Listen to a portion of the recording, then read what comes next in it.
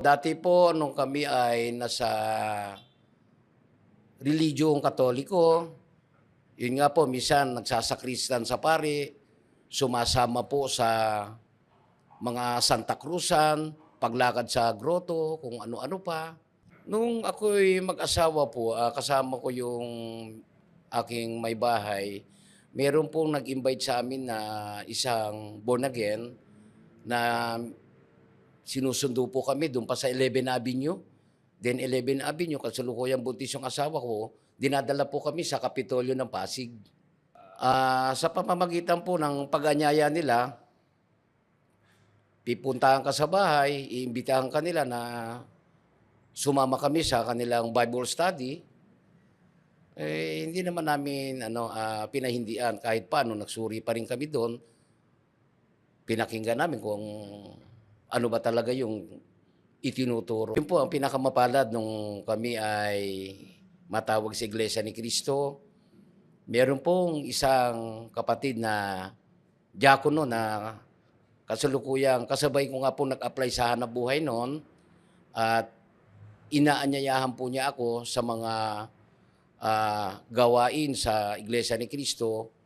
Bagamat malayo yung aking hanapbuhay, sinisikap ko po na lakarin yon para mapagbigyan ko lang po siya at mapakinggan ano ba talaga yung mga aral ng Iglesia ni Cristo po.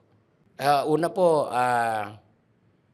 nung ako'y isinama sa pagsamba, nakita ko po yung tunay na kaayusan, tahimik at napakalinis. Kung mapapansin po ng ibang tao na dumadalo, talagang nakahiwala yung babae at lalaki at nasa maayos na kasuotan at maayos pong nakikinig. Nung una po talagang medyo nag-aalinlangan kasi nga po bago pa lang po sa pakikinig ko yon. Kaya patuloy po ako na nagbibigay sa kanya ng paunlak dahil nga po gusto ko rin malaman ano ba talaga yung tunay na religion o relihiyon na pagdating na araw, ililigtas ng Panginoong Jesucristo. Kaya nga po patuloy akong nag-o-observe sa ibang religion dahil nga po parang una, hindi ko nakikita yung mga kaayusan. Kaya nung ako po ay sumama sa kapatid na nag-anyaya sa akin sa pagsamba, nakikinig po akong maigi. Bawat talata po na itinuturo sa pagsamba ay isinusulat ko din po. Kasi meron po kaming Biblia noon para ibinabase ko po, andun po talaga yung katotohanan nasa Biblia.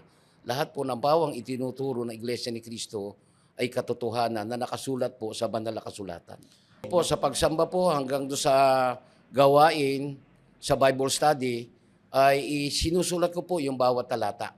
Patuloy talaga ako nagsusuri po. Una po, ang Panginoong Jesucristo ay Diyos. Pero nung ako po ay patuloy na nakikinig, sinusulat ko po yung bawat itinuturo, doon ko po nalaman na ang Panginoong Jesucristo ay tao. Dahil nga po doon sa pakikinig ko sa mga talata na aking nabasa rin, dahil meron kaming Biblia noon, doon ko po nakita na doon sa talata na yun ay ang Panginoong Jesucristo ay tao po talaga sa kalagayan. Kung ako po ay malapit ng bautismuhan, kapag ako ay weekend na umuuwi, doon ko po nalaman na yung aking asawa ay nakikinig din po pala sa mga salita ng Diyos sa Iglesia ni Cristo po sa lokal po ng Malaya, Tanay Rizal. Nung ako po ay nabautismuhan na ng buwan ng Enero, siya po pala ay babautismuhan na rin po buwan ng Marso. Halos isang buwan lang po pala ang pagitan. Una po kasi doon namin naramdaman yung tulong at awa ng Diyos. Nakikinig pa lang kami, sinasamahan niya na kami sa araw at gabi ng panalangin dahil nga po yun ang itinuturo sa amin ng mga nagtuturo sa amin na mga manggagawa pa noon. Kaya nung time na yon, hindi na kami nag-alinlangan po. Talagang umanib na kami sa Iglesia ni Cristo dahil andun po yung tunay na kaligtasan. Doon po namin naramdaman yung mga tulong at awa ng Diyos na sa kabila ng hirap na dinaranas namin noon, ay hindi niya po kami pinabayaan, pinatnubayan po niya kami, hanggang sa ngayon po na kami ay mga may tungkulin na sa loob ng iglesia.